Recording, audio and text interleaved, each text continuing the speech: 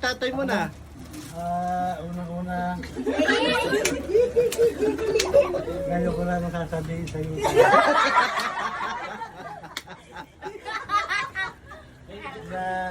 Na mahal kita.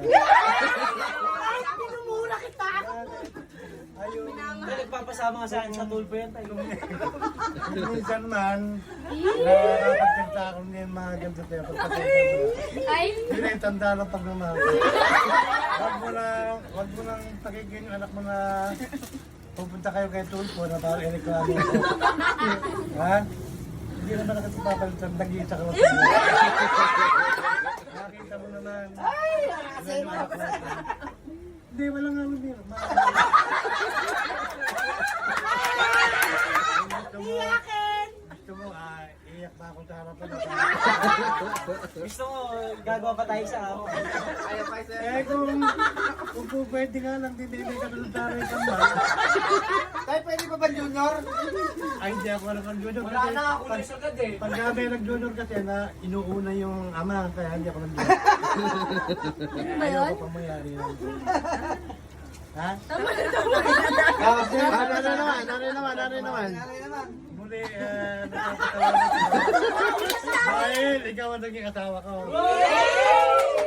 Siguro kung iba naging asawa ko, baka napunta ka tayo kay Tulpo. Alam mo ba? Nanay, speech, nanay. Nay. Ano tama na yun? Ano ba yung tama na yun? Speech, nay, speech. Mag-speech ka na, hindi pwede yun, Nay. Ito lang, sinabi na hindi ko sa akin kasi nagot ko. Nay, speech, nay. Dinadalangin ko lang sa Panginoon na ang aking mga anak, apo, at saka yung aking asawa ay gumaling at saka bigyan ng magandang buhay. Nakawag mo sila? Saan tayo asawa na? Lahat kong mga anak. Nakawag mo sila? Bigyan daw ng pananak ng magandang kapalaran. Magandang kinabukasan. Magandang kapalaran. Sila? Hawaii. Wish nyo mag- And thank you. At sana, ito lang, ito yung huli-huli na lang po.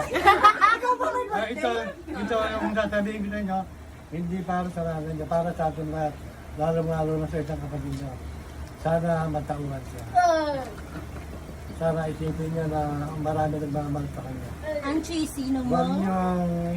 niyong pababayaan yung sarili mo, huwag kang paagrabyado mo. Kaya na tayo. Happy birthday to you. Happy birthday to you. Happy birthday, happy birthday, happy birthday to